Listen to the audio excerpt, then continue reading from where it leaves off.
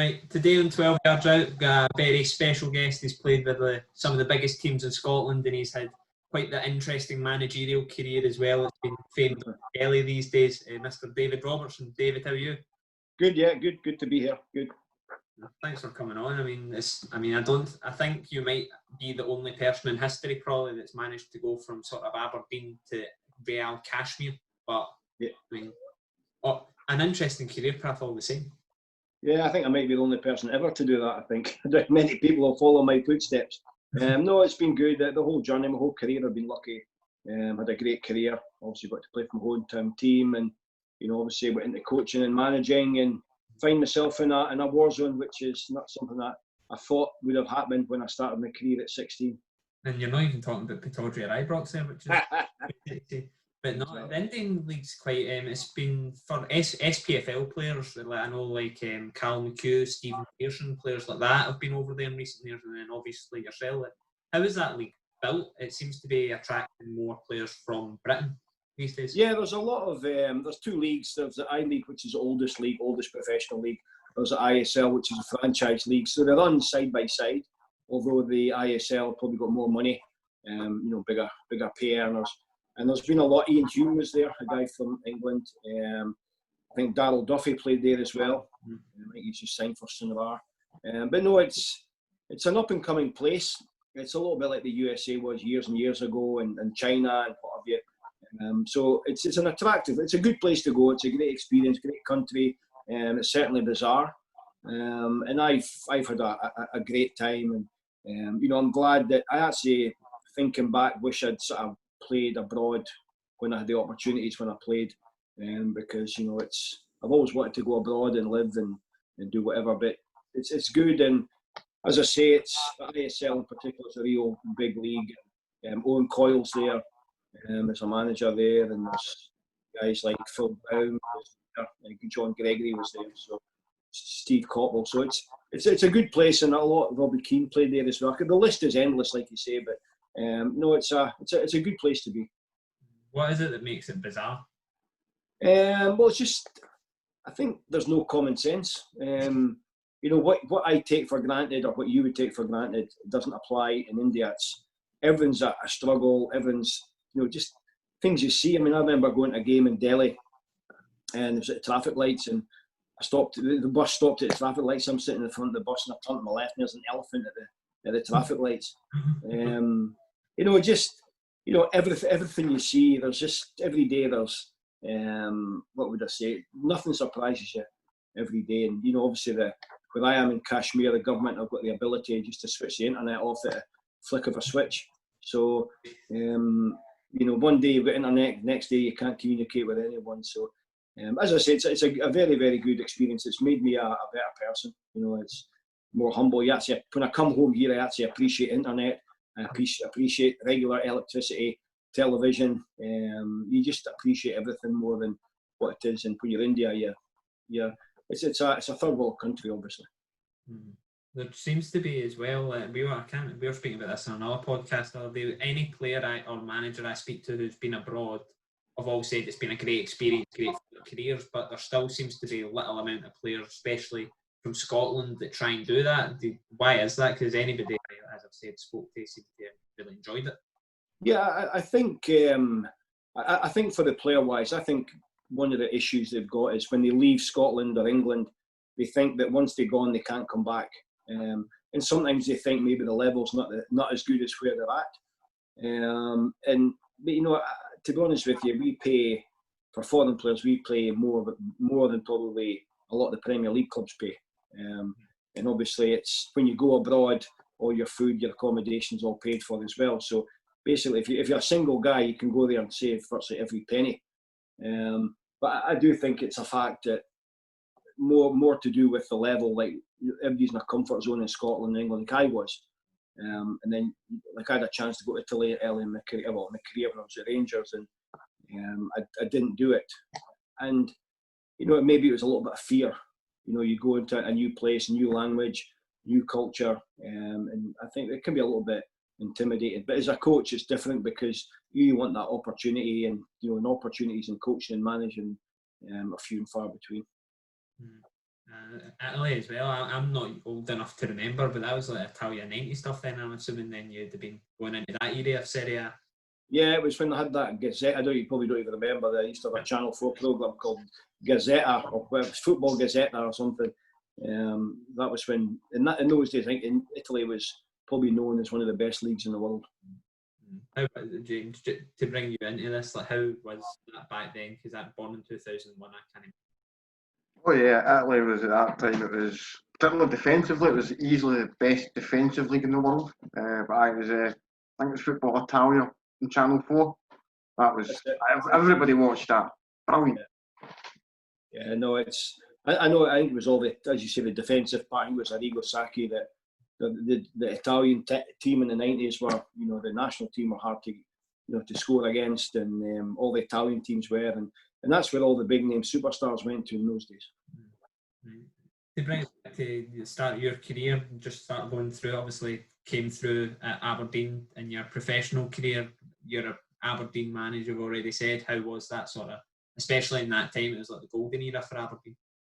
Yeah, well, I was fortunate that, I signed schoolboy forms at 13. Alec Ferguson signed me. We used to go in the car park on a Monday night when I was about 13. All the guys that were in the primary school selected on a Monday. We ended up going there.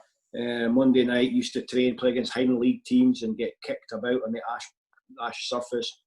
But it was good. It really toughened you up. I signed desk forms. And then, you get that chance to be sign a professional contract, full-time contract at Aberdeen, your hometown team at the age of 16. So that was, a great feeling. And I think, like a lot of the players in those days, it wasn't about the money. It was just about, I just want to sign. I think I signed for £65 a week or something. He could have offered, Alec Ferguson could offer me £1 when I signed it. That's just the way it was. Obviously, times have changed now, and I was fortunate enough that I managed to get in the first team relatively early at 17, and the majority of the players that I played with in that year when we all signed full time, I think I was the only one really that went on to make a career out of it.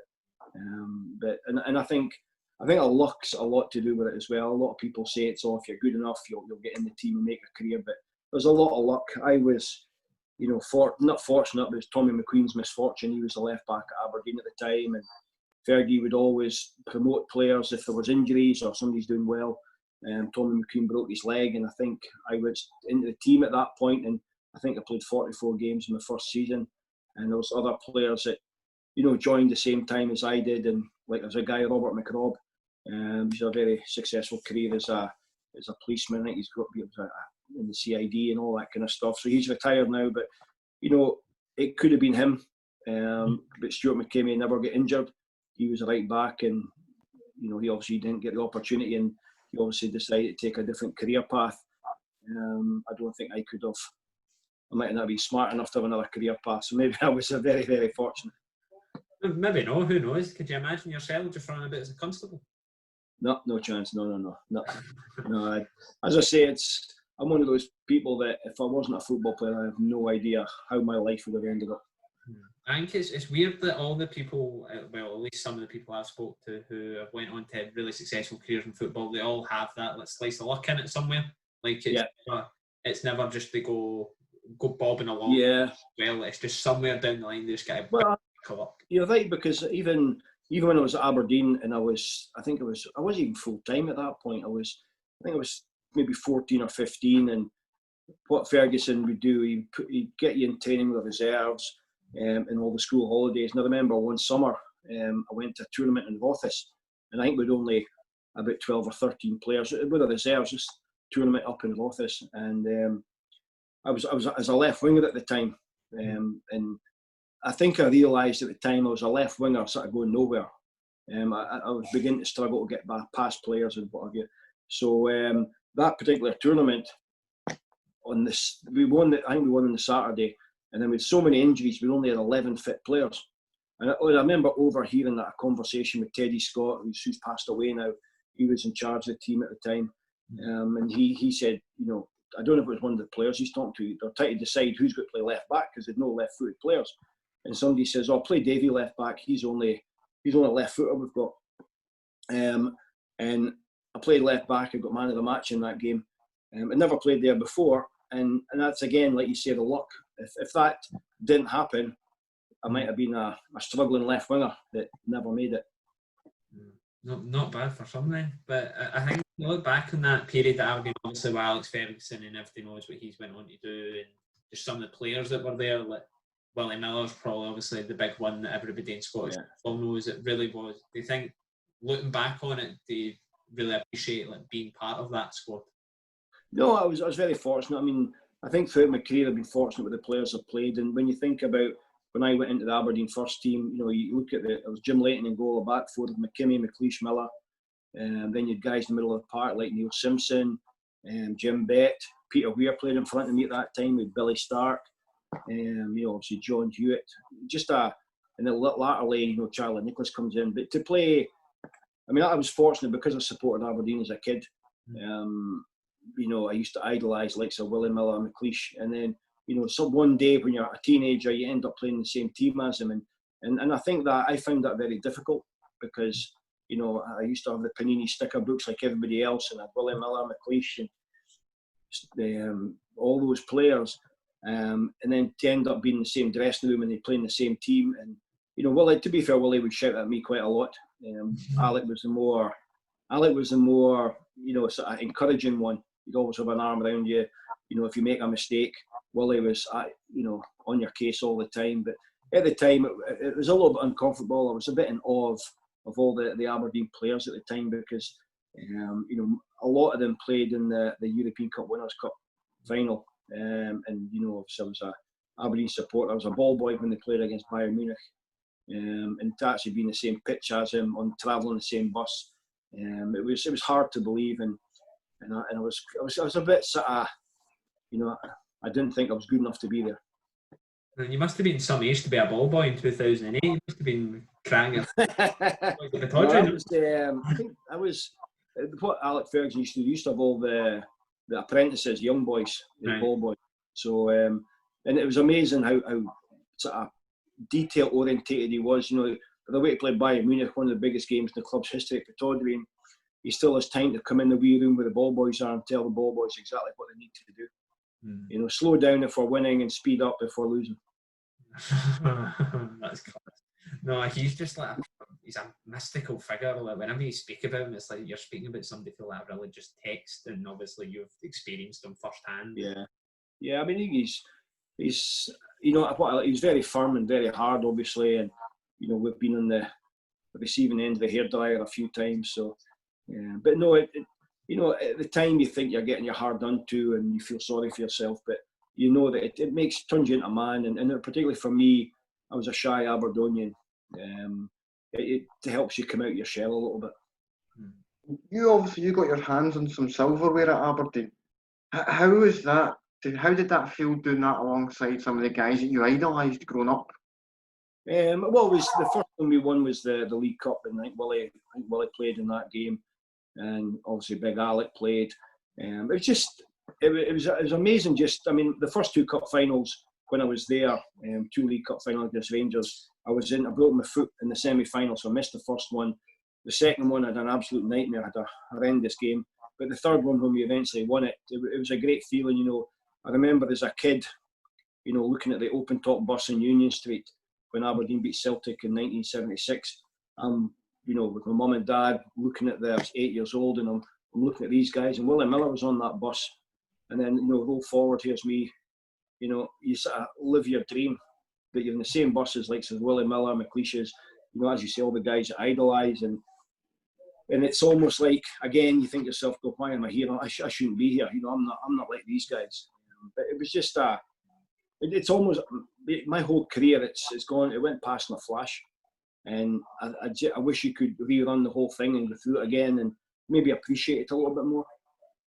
I suppose as well with you being, because I was just thinking there, like when Aberdeen won the cup, you must have only been like 13, 14, and then to be playing alongside when these guys are pretty much, some of them at least, are still in their prime, it must have been a bit like, because a lot. Well, it was. I mean, when you think about it, I was playing the same team as Peter Weir and John Hewitt in my first season, and you watch them on TV, and obviously they were part of the best period ever in Aberdeen's history. And I used to watch the games as a young kid. My dad was a season ticket holder. We'd go and watch those guys, and it's an amazing feeling because you've even got posters in your bedroom with a team picture of Aberdeen or Willie Miller or Joe Harper, all these kind of guys, and then suddenly you're actually there. But for me, it all happened so quick because I was an apprentice, and Alec Ferguson had a way of just an hour before the game you realise that he names the team and you're playing. So he doesn't tell you that, like nowadays they tell you the day before, but he wouldn't tell you. So you've got no time to think about it. You just go out there and play, and it's the best thing that happened because I know when I played my first game that if I'd known the day before, I wouldn't have slept. I'd be totally exhausted thinking about the game, and it would have been very, very difficult to play. But there, you go there not even expecting to play. He names the team, you play, you're on a bench or you're playing, and you don't have time to think. You just go out there and play. I mean, you don't really hear many, and I think the only left back probably most recently is like Aaron Hickey that's pretty much broke in. I mean, is there MD before my time as well, James? In terms of young Scottish ones, it's Tierney, Hickey. There's not many that do kind of come through and play at the top level consistently. Right, cool. So obviously being a big Aberdeen fan, you'll know about the rivalry with Rangers. So yeah. How do you go from one to the other? Well, I'd been there. I was at Aberdeen for 6 years, 5 years in the first team, and there was a few clubs earlier on, Liverpool and Arsenal and Tottenham and Manchester United, all keen to sign me when I was probably about 18 or 19, and then I got to the age of 21. I'd only just got married. And then, you hear all the speculation, there's all these clubs looking at you and what have you. And then you think to yourself, it might be worth, exploring something else. But at the same time, Aberdeen, I had as much stick as I got from a time for leaving to go to Rangers. I don't really think Aberdeen were 100%. I know Alex Smith and Jockey Scott probably wanted to keep me, but the board itself probably wanted the money for me. That's the impression I got by one or two things that happened. When I was on the verge, because I was talking about a contract and what have you, and I just got the impression that they maybe would rather sell me than keep me. Which obviously Aberdeen, they did that with Stephen Wright, and we've done that over the years. It's just the way the club were in those days. So and then. I think for me, the reason I went to Rangers was because, like I've said before, it was a lot of things of a confidence thing with me when I played. I didn't think I was as good as the players I was playing with. I thought I was very lucky to be where I was. And then my take on it was, you go to Rangers, obviously they're a massive club, but you're still playing against the same players, the same teams. You're still in the same league, playing at the same stadium. So it's not such a big change. And then that was probably one of the reasons I went. Obviously, financially, Rangers look after you, pretty well. But as soon as you walk into those doors at Ibrox, your life changes. Mm-hmm. I think you're better speaking on that, James, as a resident Blue Nose. Aye, I mean that was yourself. That was some team that you played with. How was it going for playing with kind of the best players in Scotland for one generation, and your Willie Millers, your Alec McLeish's, to playing with the next generation's best lot, and your Laudrups and your Gascoignes and your McCoists and all that lot? Yeah, well, it was the first day when I signed for Rangers, well, first day of training. You go in the wooden doors at Ibrox, and there's Stan, the commissioner, and then Jimmy Bell takes you down to the dressing room and takes you in. I'll never forget walking in the dressing room, and I remember seeing Mark Walters, Mikhailichenko, Haitley, Trevor Stephen, you name it, all these superstars, and I'm a bit of a sort of bag of nerves thinking, oh my God, what have I done coming here? And then Jimmy Bell says to me, he says, because in those days there was no kit numbers, it was just like a training number you got, and he says, that's your number there, number 6, you've got big shoes to fill, that's Terry Butcher's. So straight away, you're nervous as it is, and then you think, oh my goodness, I've got time to fulfill Terry Butcher. But the team itself, You go to a club like that and you think everybody's going to be a superstar and everybody's going to be full of themselves. But I've never been at a club like that before where there's so many superstars, but they're all equal. They're equal. Nobody thinks they're better than anybody else. And the team spirit was great. And, they certainly looked after me and, welcomed me with, open arms into it made me feel really relaxed. And then, when you start to play games and, I was alongside playing with Richard Gough, and in front of me those days was Peter Houstrand, Mikhailichenko, and up front obviously McCoist and Haitley, but I fitted in quite well. My biggest fear was my first game at Ibrox was, are the supporters going, because of where I came from, are the supporters going to take to me? Am I going to be accepted? And to be fair, for 6 years, I don't think I got much stick. So I think I was pretty much accepted from day one. And I think if I wasn't, I think I would have struggled pretty badly. I think I'm just more surprised that you mentioned that Jimmy Bell was still there in the 90s. Jimmy Bell goes back long before that, Ben. How long was he there? It's 1872. I think Jimmy founded the club. Probably. He's certainly not kicking the arse off it. No, yeah. That's crazy. He's one of these. He's another one like a Rangers. Is he a Rangers cult hero at this stage? Oh God, aye. Oh yeah. Every photo that there's a league championship or a cup, he's there. But in those days when I got there, he was a kit man, but he also drove the bus. I don't think he drives the bus anymore. Anyway, coming into that team, obviously 9 in a row was achieved then as well. I mean, obviously there's another team coming up in that now, but just how historic was that at the time? Yeah, well, I don't think I certainly didn't realise, the build up to it when it was 6 and 7. I didn't really think anything. Maybe when it got to after the 8th, there was a bit of reality came in, and it wasn't until after or the build up to the last game against Dundee United. Obviously, we'd lost to Motherwell. I don't think I realised how big a deal it was. And then even now, with the Celtic, getting to 9 as well, you realise what a big achievement it was. But at the time, you didn't really accept it. You didn't really realise what a big deal it was. Because I think at Rangers, there's just so many games. You don't get time to think. It's game after game after game. And then before you know it, you're coming to the end of the season to win another championship. And I think when we did win it at Tannadice, it was a relief. It was great to do it, but it was a relief more than anything, because if we hadn't managed to do it, it would have been a real travesty. One of the kind of big things at that time was kind of underperformances in Europe a lot of seasons. As good as we were domestically, a lot of European games, it never seemed to quite happen. Why do you think that was? Was it just kind of players? I think I remember I think the first year I was there, I think we lost. I think it was Sparta Prague knocked us out in the early rounds, and I don't think there was a lot of expectations then. And then I think when the following year when we beat Lyngby, then we beat Leeds United, and we did a good campaign, but we were like a team that didn't know how to lose. We were against Marseille in the first game at Ibrox, 2-0 down, and came back against all odds. And I think our fighting spirit really, and probably the novelty of playing in the Champions League for the first time, the first British team to play in it, really spurred us on. And then maybe a little bit of complacency after it.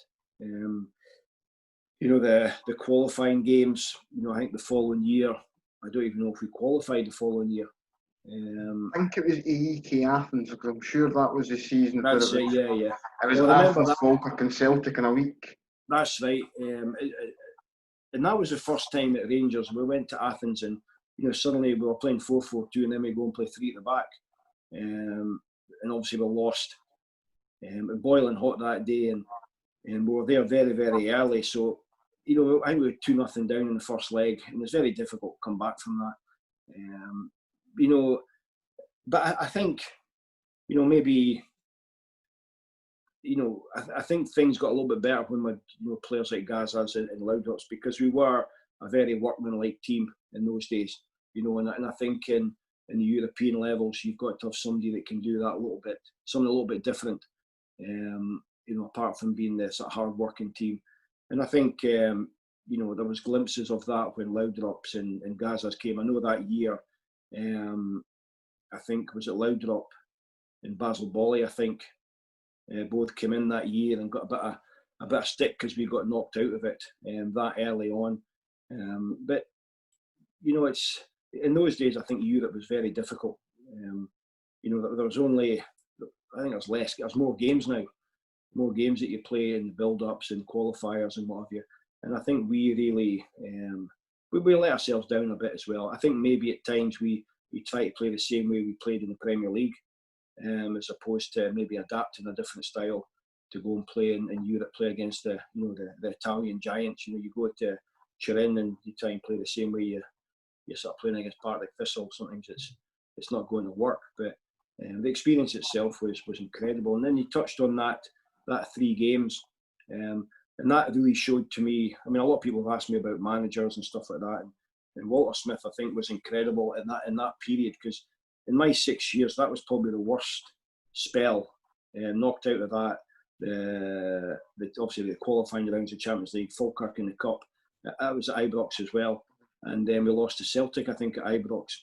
And on the outside, it was probably crisis time. Walter Smith was maybe getting a bit of stick, but the one thing he never showed it in the dressing room, it was business as usual. You wouldn't think he was under any pressure. And I've been at clubs before where managers are under pressure, and you can tell, that their demeanour changes. But he was the same guy, and I take my hat off to him, because it was his first managerial job, and there's no, I don't think there's another club as stressful and as pressure as it is at Rangers. And I just think that was phenomenal, because I think that, the whole team could have crumbled if he'd showed any signs of weakness. I mean, because if that week happened now, it would be crazy, like the pressure that a Rangers boss would face. If Gerrard lost to a kind of mid-ranking European team, lost to a championship team, and then got beat by Celtic, it would be, the knives would very much be out for him. Yeah, I think the media were having a go at him, or trying to have a go at him. But it was just the way, it was just the same, had the same stature. It was like, because I think the mentality of Rangers was that, you might have a little bad spell, but you always know you're coming. There was such a confidence within the camp that, I don't know how many times in my time there, I remember a couple of times you go to Brockville and you're 2-0 down in 20 minutes, and there's no panic. Then you come back and win the game 3-2 or something. That was just the belief that everybody had in those days. Perhaps I've got a cheek as member of the media, but I always think even back then, the media pressure that must be on guys like yourself when you're playing for Rangers, even then, and especially now with social media and stuff, it's bonkers compared to, I know Celtic and Rangers are the biggest teams in this country, but compared to the likes of Mullow, Aberdeen, Hibs, Hearts even, it's crazy.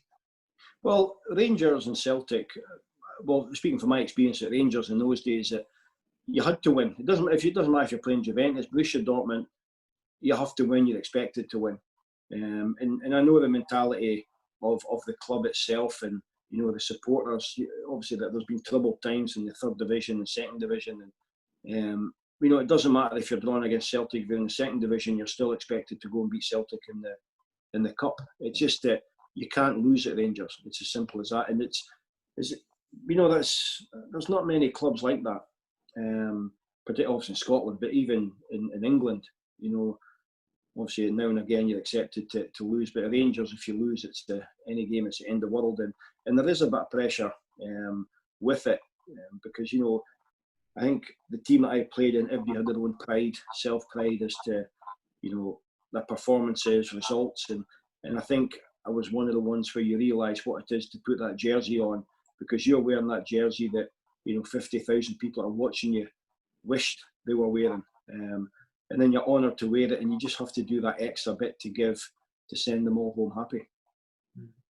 Yeah, you obviously spoke about all the big names that you played with, but was there anybody in that sort of squad that perhaps went under the radar a bit and hasn't received as much praise as perhaps they should have? Yeah, I think for me it's Ian Ferguson. Obviously he's a true blue, but for me, he was always under the shadow, obviously Gazas, which is understandable, but then you Stuart McCall, Durant, in the middle of the park. But I just think Ian Ferguson, I think up until now, up until Scott Brown, I think he had the most winning medals domestically in Scotland in the history of Scottish football. But I don't think he receives the credit that he deserves, because he's just his attitude, and he had great ability as well. Scored a lot of important goals for Rangers, but I just don't think he got the credit that he deserved. Yeah, I mean, I suppose it is difficult in that team because, as you mentioned, I mean, imagine if I don't even know who's comparable in the modern, some of the names that were coming to Rangers in the 90s, but you can't imagine things like that anymore in Scottish football. No. I think, as I say, I was very, very fortunate, and a lot of people say in my time at Rangers, there's not a player really. I know Mark Hateley got a lot of plaudits, but I didn't realise how good a player Mark Hateley was until recently, when you actually watch YouTube videos and you realise how good a player he was. But I was very fortunate when you think about the whole team, the whole starting 11, guys that are coming on, or squad players, whatever. Incredible squad. And one thing I found interesting when I was obviously researching before you were coming on is that despite having all these medals and played for one of the biggest teams and then arguably the biggest team at the time in Scottish football, still only a few Scotland caps to your name. That just, as someone who wasn't about then, that just seemed to perplex me. Yeah, but I think, to be honest with you, a lot of people, have criticised in the past Andy Roxburgh and Craig Brown, but they're the last two managers that have got Scotland to a major championship. And when I was playing there, Tom Boyd, he was obviously at Celtic, but he was right-footed. He was preferred over me. Before that, it was Maurice Malpass, and then just around about the same time, I think Boyd moved to the right-hand side, and Tosh McKinley played left back. So it was. Eventually I decided that I didn't want to go back, and it's basically.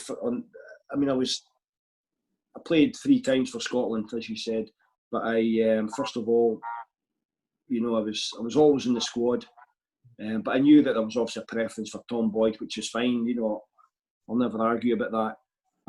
And then the problem I had was I kept going away. I was on the bench, or I was in the stand. You're away for 3-4 days, and then you come back having done virtually nothing for a whole week, and then you've got to try and switch on again to go and play for Rangers. And the way Rangers were in those days was that they could go out and sign anybody they wanted. So I wanted to make sure that I was fresh, and I remember, I think it was even Russia. I think we played Russia. No, Russia or Greece away. I just said to Craig Brown, look, obviously I'd like to play for Scotland, but I'd rather not come on these trips if I'm not going to play, because it's really affecting my confidence when I go back to Rangers. And at the end of the day, Rangers are my main priority. I think it's been a big thing debated over obviously the past sort of year or so, sort of club over country, especially for Scotland. Some of the bigger Premier League brought them out, and I think there's been a lot of criticism for these guys, but I can sort of understand it, especially in the case of the Premier League ones, because if they get injured at their clubs where they're meant to be playing at the highest level of football, they get a bad one when they're playing against them. I think, when I played that, I mean, around about the time when I played and before that, it was very rare that anybody got 80, 90, 100 caps. But there's so many international games now that, there's a lot of players, getting over 100, 120 caps and stuff like that.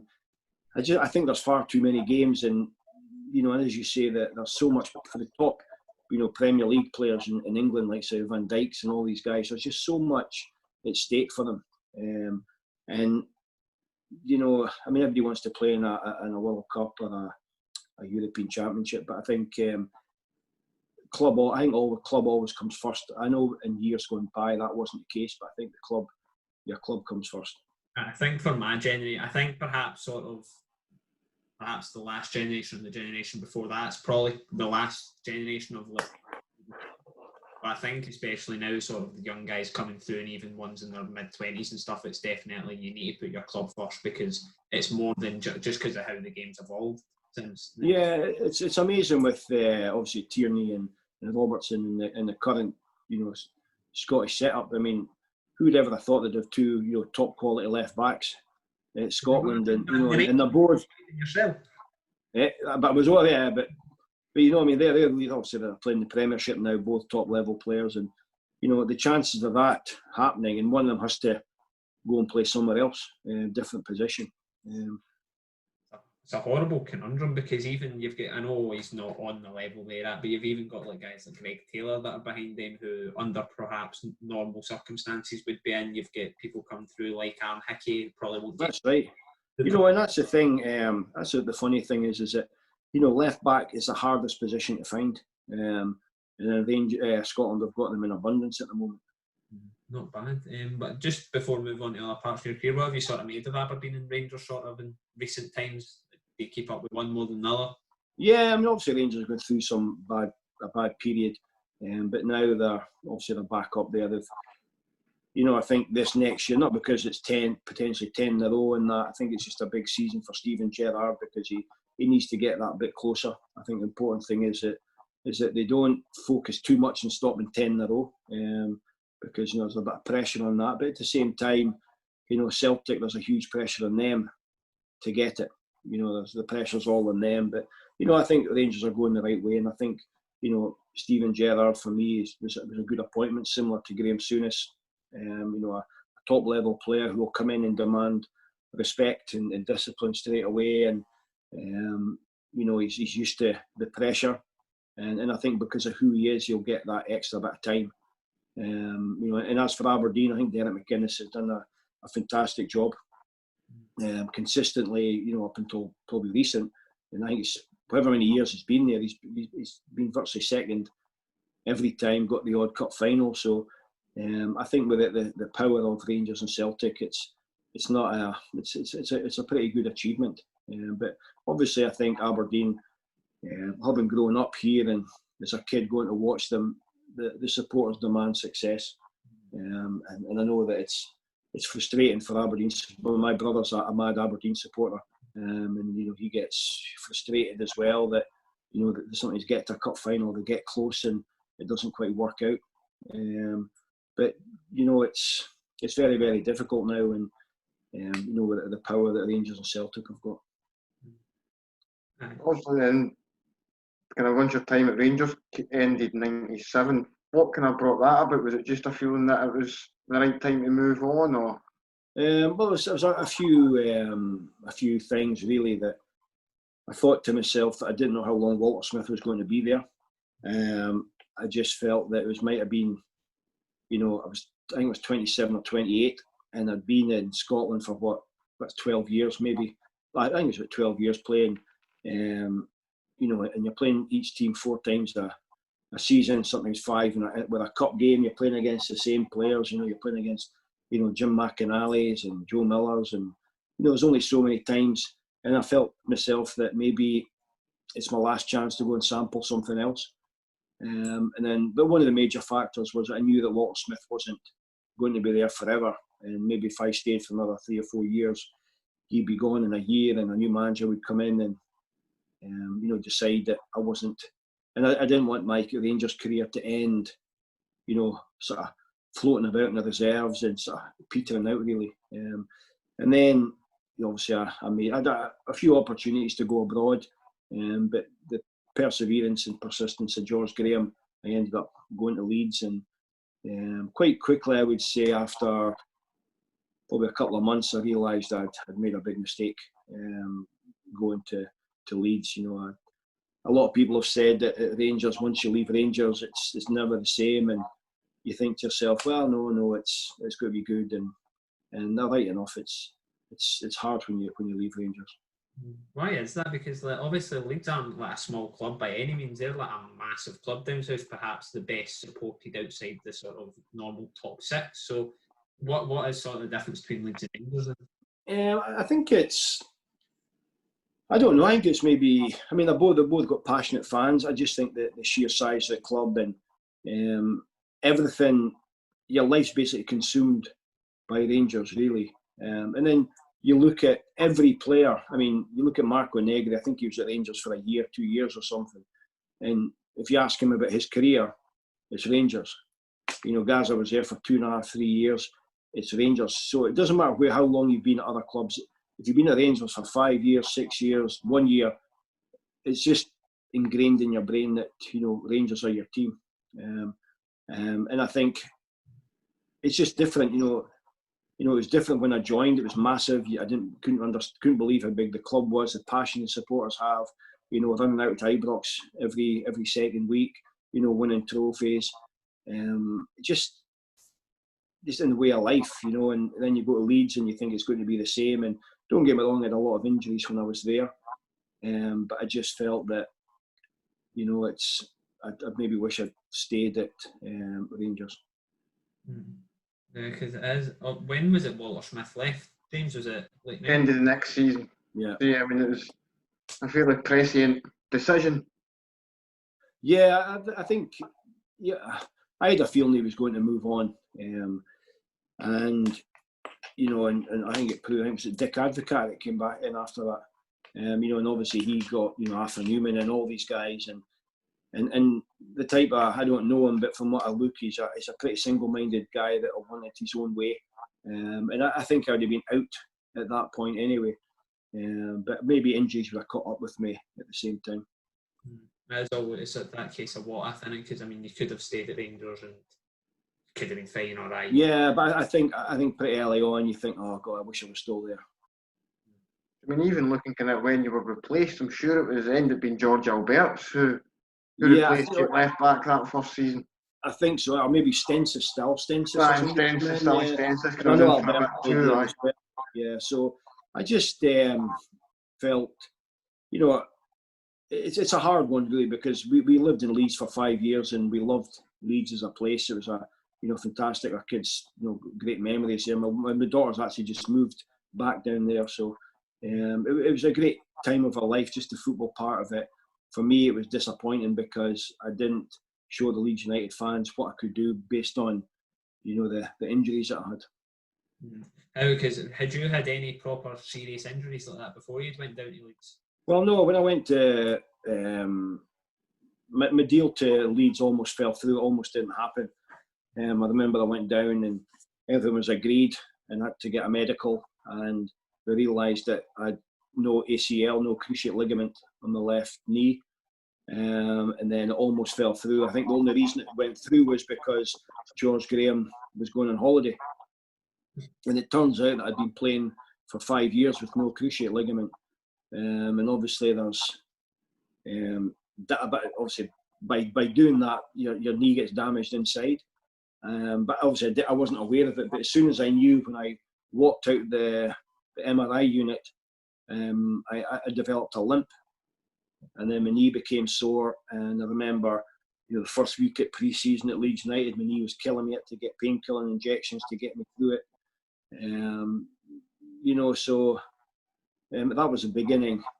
You know, I was sort of going to a league.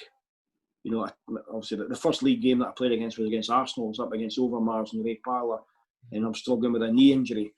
You know, you might have got away with it in Scotland, but when you go down to that level, because, you know, in those days I think it was a bit of a step up, more so the players you're playing against, and you know, I was probably, when the time I played, I was probably 75% fit, but again a lot of it was psychological, based on the fact that I didn't know I had an injury, and then when I knew I had an injury, it was in the back of my mind, and my knee became sore, and just a nightmare. Yeah, that's what I was going to, because I would see on like the phantom limping, right? Like I was in crutches on and off for a wee bit, like early teens, and that was the same with me. Like I was absolutely fine, didn't really feel a thing, but as soon as somebody said, "Oh well, actually, you have such," it's like you're then like, it's almost like your brain's telling you need to feel sore almost. Yeah, it was just amazing. I didn't even know. It was my wife that said, "You're limping there," and I goes, "Well, I didn't even know." And you know, I think, although if I hadn't had the medical, I think I'd have been okay. But I think the fact is that, and then I played the first 30 games or something like that, and I remember I worked for a header at Filbert Street against Leicester, and when I came down, my knee gave way because there was no cruciate ligament, and then that was basically the beginning of the end.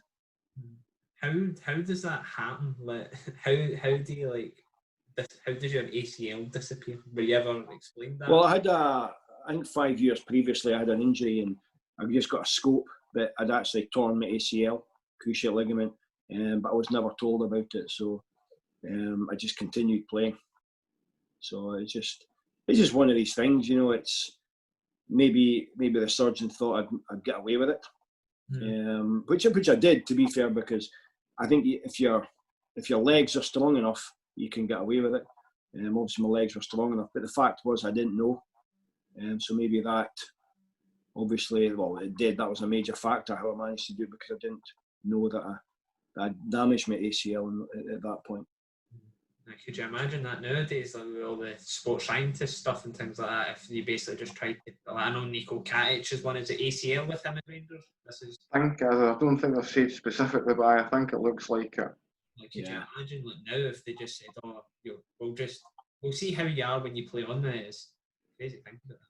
Yeah, but you know, it's one of these things, and as I say, I wish I could have maybe played a little bit longer, pain free at Leeds United, but I just feel that I wouldn't have changed the career I've had for anything else, really. Well, I thought you were going to ask a question there. A mild sneeze. Did it become a bit of a relief when you eventually did retire? I mean, having spent it was about the best part of 3-4 years you struggled with injuries at Leeds. Yeah, it was. I think it was 2 years or 3 years at the end at Leeds. So what happened was that season when I hurt my knee, what they did was they cleaned my knee out and I came up. I was a sub the last 3 games of the season. Then the following year I started pre-season. My knee, there was just too much give in my knee. So then I had ACL surgery, which basically took me to the end of the season. That was a whole year out. Then I came back. I was actually feeling really good. I was feeling pretty fit. Probably the best I'd felt coming back. But obviously at that point I was in the sort of bomb squad, so there was no way I was going to play at Leeds. So I wasn't even playing the reserves in those days. I was just training and what have you. And you know, eventually they decided to play me in a couple of reserve games. Then I went to, a lot of people don't know, I actually went to Barnsley for a week to train. And then I played a reserve game for Barnsley against, I think it was Sunderland. And Dave Bassett, who was the manager at Barnsley at the time, wanted me to go on loan. But the problem was, at that time, my knee kept swelling up. And in the Championship, you play loads and loads of games. So there was like, if I was to go on loan at that point, there was probably 3 games in a week, and I knew that I couldn't do it. You know, I was popping painkilling, anti-inflammatory tablets just to get through each day. And I think, and I found out since that many other players have done the same. You know, because you just want to prolong your career, you'll take painkillers, you'll do whatever you can, obviously legal stuff, to just prolong your career. But during that time with my knee, when I'm making comebacks and, you know, your groins would go, I had groin surgery, then your hamstring would go, because the rest of your body's compensating for everything. And like you say, when the surgeon basically said to me, look, you can't play at this level anymore, it was almost like, I was like a horse waiting to get shot. And it was a relief. I actually felt great when he told me, because it was like 2 years of suffering. But then having said that, you know, 6 months later, it was close to the end of the season. So, you know, there was no football on television or nothing. So you weren't missing anything. But once the season starts up again, you then get the bug again that, you know, it sinks in really that you can't play anymore. I think it's a really handy tool for some players, like knowing when enough's enough almost. Like there's some players like Kenny Miller who've been able to play well into he played. Oh, yeah. I think. But I think there's some as well that perhaps have went and played and then they probably should have chucked it 3 years before they did. Yeah, well, I made a comeback at Montrose and as a player coach, more to try and get into coaching. I think I lasted 9 games and I tore my Achilles, snapped my Achilles tendon. So that was horrendous as well. Then I finally knew that it was time to give up. Aye, but see at that point then, sort of during those years, where was coaching sort of the main focus, where you weren't actually able to get on the park? Well, coaching was never something that I planned to do or wanted to do. One of the reasons that I went to Montrose was I began to play, you know, like charity games. You know, you're playing charity games with like Sir Peter Lorimer and Alan Clark and all these guys who are probably 20 years older than me, and I'm playing like a superstar. And I thought I could play, and then one of my friends knows John Sherman, who was at Montrose at the time, and they asked if I'd like to come up and player coach kind of thing. So I did that, and I found that one of the funny stories was we're playing it. The first game was at Links Park against Queen's Park, and I was playing left back. In the first half, opposite the main stand, I mean, bearing in mind there's probably about 300 people there. All these Queen's Park supporters there's maybe 20 of them. They were slaughtering me the whole of the first half. And I go in at half time, and I'm thinking, thank God these guys won't be there in the second half. But what they did was they moved around to the other side and gave me abuse the whole of the game. But I think that going to Montrose really helped, because I obviously played at high levels all the time, and then once you drop down to particularly the part-time level, you realise the commitment of these players. They're working all day. Some of them are mechanics, painters and decorators, and then they're coming to train at night. They're giving up their time. They're giving up their weekends away from their family as well. Like when you're playing full-time, in those days you were home by maybe 1 o'clock, 2 o'clock in the afternoon, and then you might go away in a hotel once a week or whatever. But these guys, are working non-stop till 5 at night. Some of them later are going to training, and they're only getting 2 or 3 nights at home. How was that like a shock to the system when you first went? Because as you said, like you've obviously played in like Champions League nights and stuff. So I'm assuming dropping down to Montrose initially was a bit. Yeah, I found it. I mean, I think you realise, and no disrespect to the players, you realise, when you're playing the likes of, Jimmy Floyd Hasselbank and Hateley's and McCoy's and Laudrups and these guys, you notice the difference, and you've got to adjust how you play as well, and then you've got to remember that I hadn't really played for 18 months, 2 years, properly. And it was very difficult to try and get your fitness back. I always felt I was like about 5 steps behind fitness, and and your body thinks you can still fly forward and overlap, but I couldn't do it. So, like you said earlier, I think I maybe shouldn't have made that comeback. But the thing is, it got me into coaching, and I'm glad I did. John encouraged me. I did my B licence when I was at Montrose, or started it, and I'm glad I did, because I think people thought I was crazy going to India, but it's the bug. It's the bug of the winning, the losing, the highs and lows. I think it's like a drug that you can't live without. When you go, James? Just before you got yourself to India, there was also a stop in Arizona. How did you find American soccer?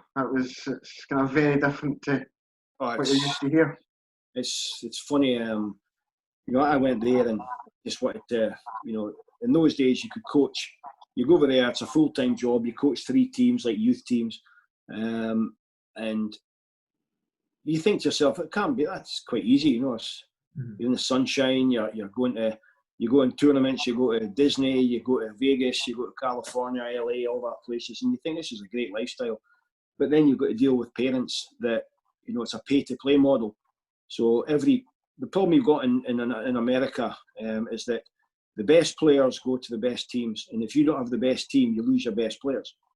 But you've got players that, you obviously, so many players have got to pay so much money, and you can, if your team isn't successful, you don't win, best players leave, but also you get parents complaining. Why is my kid not playing? Why is this? And then when you do play them, the team loses, and then the best players leave. So it's a tough balance. And I think in America, when I was there anyway, mostly it's I think 3 years since I've been there, 3 or 4 years. But I was there for 10 years, and I know early part. Like in Scotland, the fathers will know if their kids are good enough at football or not. In America, because it's baseball, American football, basketball, they don't understand that their kids might not be good enough. So you've got to sort of deal with that situation, which I found it difficult because I didn't. And then every year there was trials, and if a better player comes, you've got to cut kids, and I found that very difficult. Very ruthless. 8-year-old kids, and they're getting told, "No, sorry, you're not good. We don't want you next year." It's very, very difficult. So I found it a real eye-opener. But again, quickly when I was there, after a year, I think I ended up being the executive director of the whole club. And, we had 3,500 kids, so 7,000 parents with loads of full-time coaches. I was doing payroll, you name it, I was basically running the whole club. And I found that, hard. Plus I was still coaching 3 teams. So I found it difficult. And in the end, decided that I need a new challenge. Parents are the hardest challenge at grassroots level. I'll not have anybody say otherwise. The players and stuff are fine. It's dealing with mums and dads. It is, yeah. Whenever I was playing grassroots football, there was more problems with the parents than there was the boys in last season. Were playing. Well, you can see here in America, but I mean they're paying in those days. For your kid, you're paying $2,500 a season. That's just for training. And then you go all these tournaments. So I remember one year, my son Mason, he was there. We had a very successful team there. We won a lot of things. And I remember one year, I think it cost $15,000 basically for travel, for them just to travel to New York and all these places. That's crazy. And then you think if you're a parent, paying all that money and your kid's getting 5 minutes, you're not going to be the happiest guy in the world, eh? I think as well as like that. I know what MLS has came on a bit by that way. Soccer has came on in America, but it's still behind. It's still behind the NFL, still behind the NBA, probably still behind the NHL. Yeah, baseball. Yeah, I think it's creeping up on baseball, and I think that's just based on the fact that kids now think soccer is more exciting than baseball. And I think the excitement part of it. So I think it's getting close to baseball. But I think the MLS is quite successful now. And I think once those players have kids and, because a lot of the players that are playing now, their families don't know anything about soccer. So I think, it's like at home, like in Scotland, every dad will take their kid out, their boy or their daughter out to play football. In America, that doesn't happen, but I think in years to come that will happen. It's interesting you say that because I'm quite interested in like American soccer. Like I follow Chicago Fire quite closely. Yeah. I've made that same argument to my friends 3 or 4 times. Like the reason that you're seeing clubs get contracted and shuttered is you've not got that same kind of emotional attachment where dad takes his son and then grows up and takes his son to games. You've got teams that were founded, most of them were kind of late 90s, early 2000s. Yeah. Well, I did a team, Phoenix FC, and when you think Phoenix has got a population of 5 million people, and so we had this franchise. It's now called Phoenix Rising, I think it's called. Phoenix Rising, yeah. Yeah, Drogba was there, so we basically started that team, and then there was some financial difficulties and what have you. But we did that team, and you think there's 5 million population, and what killed the whole thing was you think to yourself, well, people will come and watch it, but because it's the media, they'll say, look, it's a professional team, and they train every day, they get full-time wages, you're getting foreign players in, everything.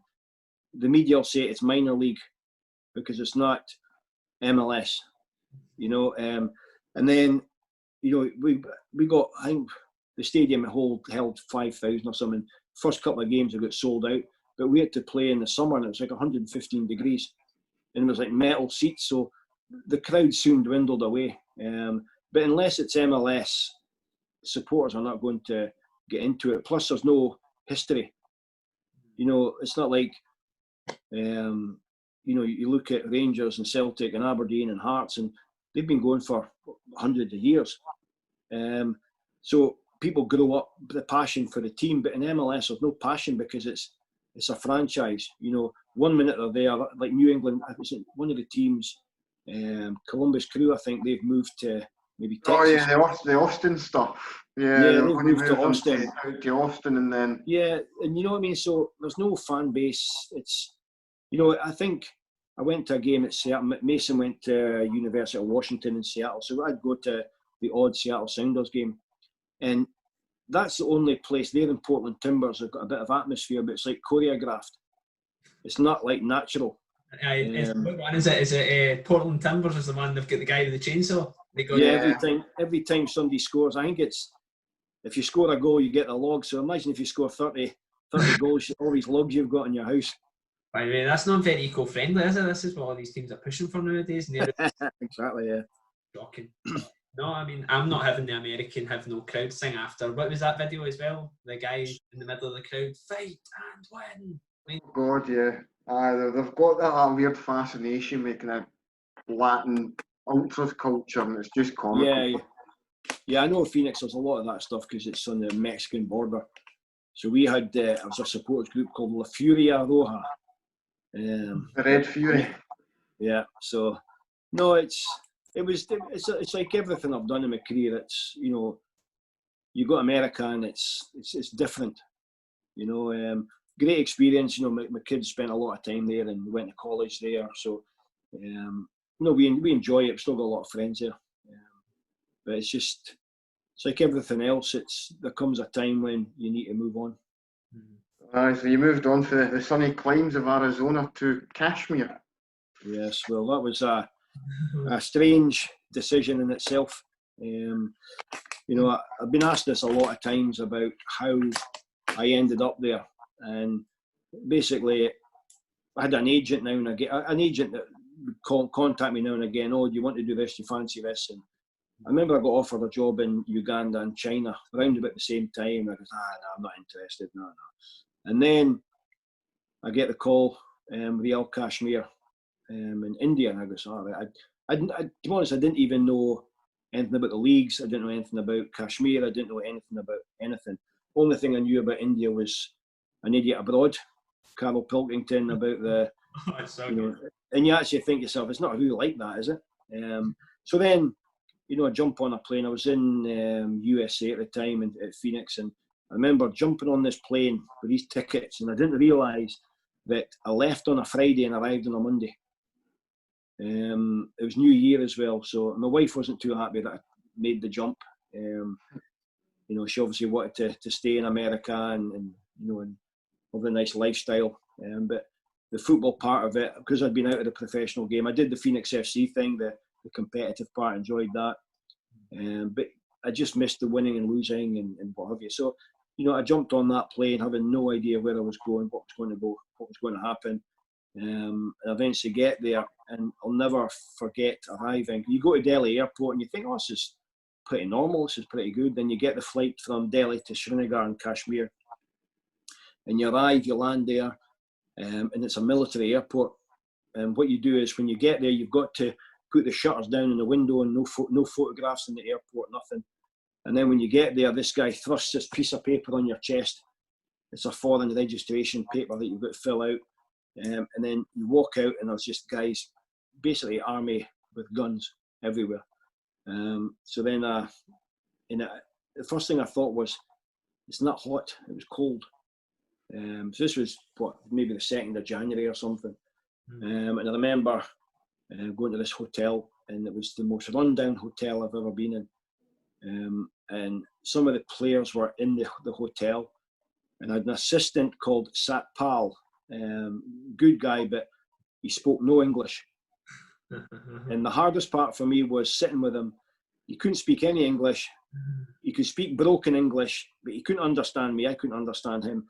I used to get him to write down the names of players and whatever. I couldn't even read his writing. So it was that from day one. It was tough. And I remember I go there and I get introduced to the players. And I don't know if you've been to India, but yes means that. They do that for yes. And I'm talking to him, and they're going like that, and I'm thinking, oh, I'm struggling here. I'm thinking they're going like that. I think they're nodding their head at me, and I'm thinking, oh, I'm struggling here. Did you have any sort of like British guys or like English-speaking guys in your team? Well, no. It turns out that most of them spoke English in those days. But when I first went there, it was like all Kashmiris. There was no players from any other part of India. So I went there, and then I think it was I remember there was no internet. Internet was gone.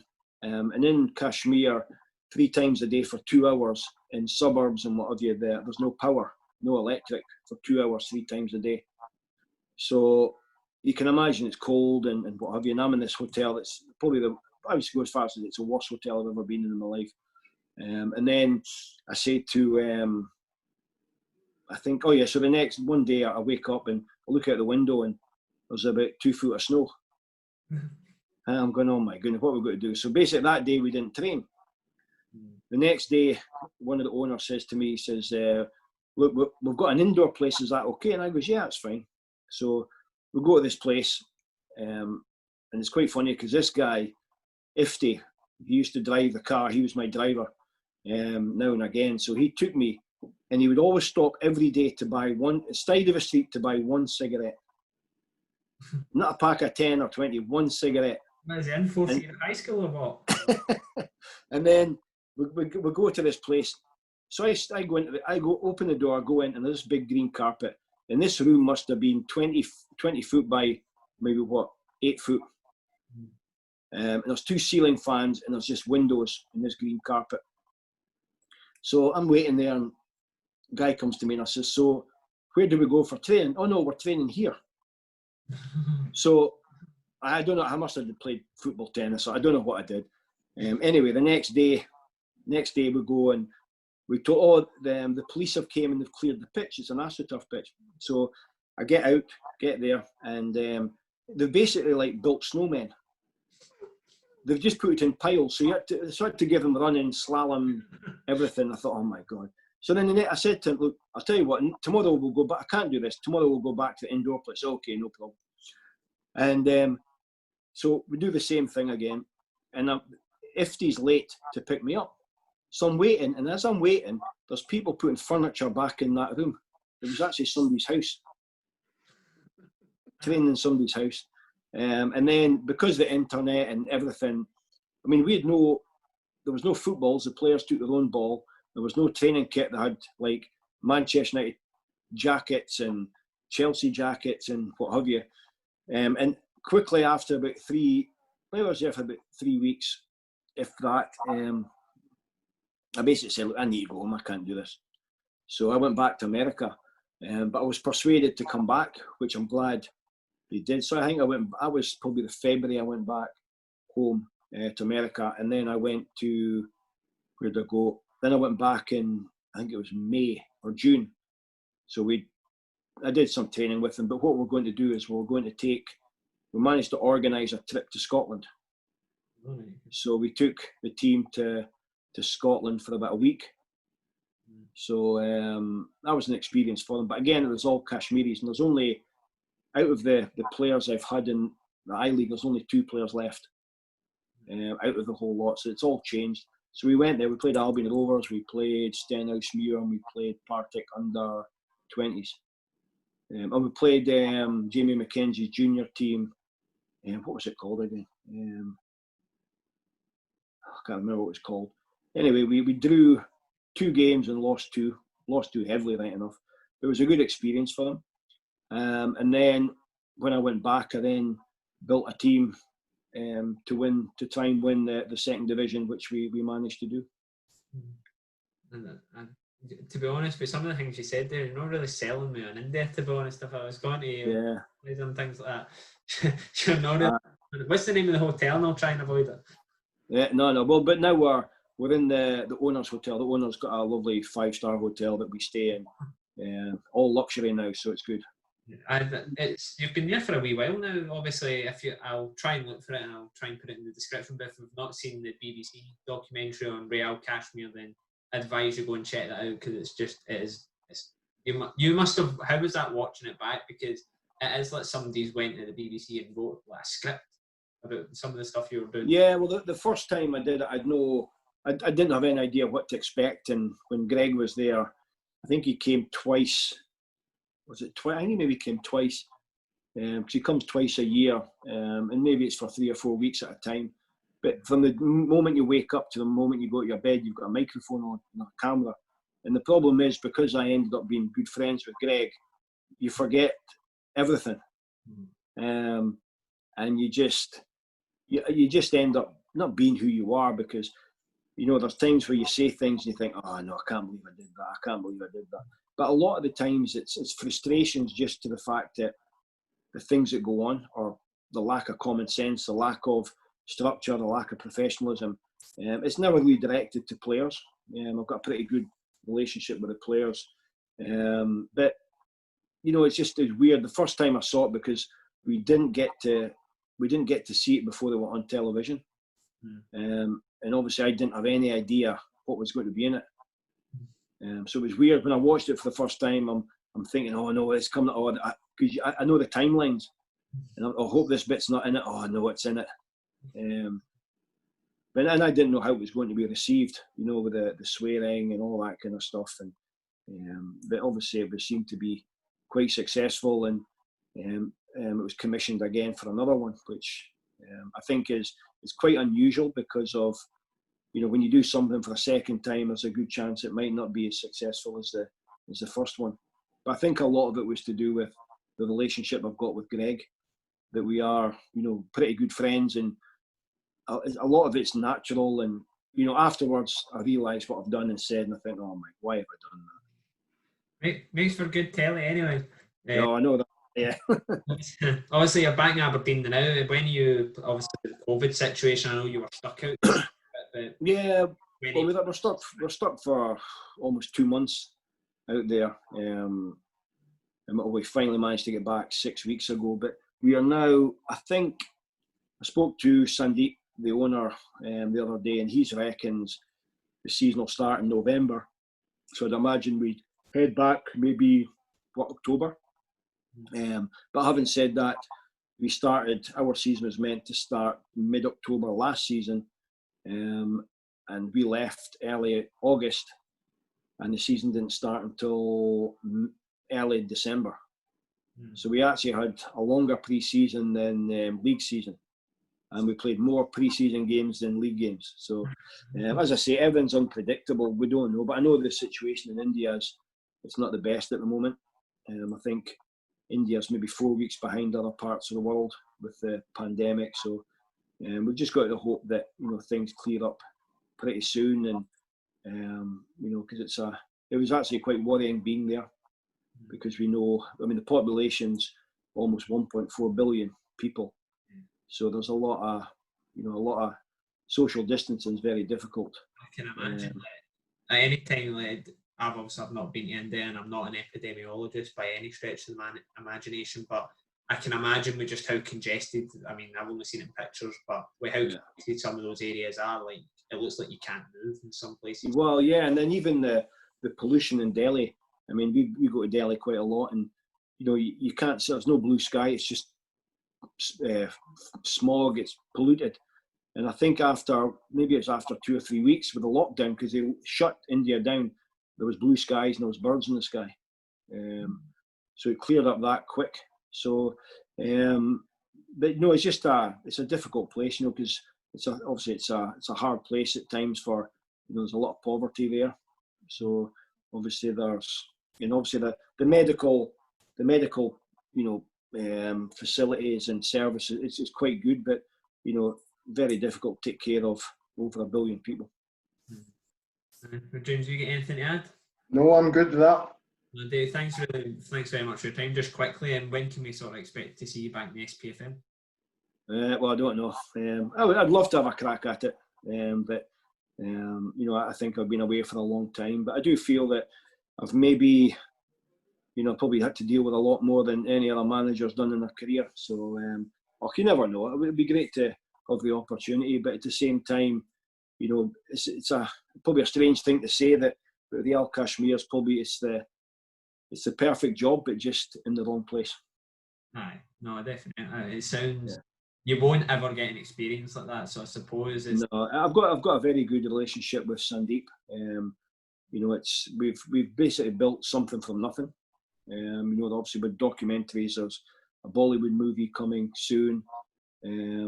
Just a lot of spin-offs from other TV shows and what have you is happening, just based on the story of, obviously a lot of it's to do with where we are based, but also the rise from nothing really. Well, from Aberdeen to Bollywood movie star, that's a good title for this podcast. That's it, yeah. Right, David, thanks very much for your time. Hopefully everybody listening has enjoyed. Subscribe to us on YouTube, Podbean and iTunes. And until next time, take care.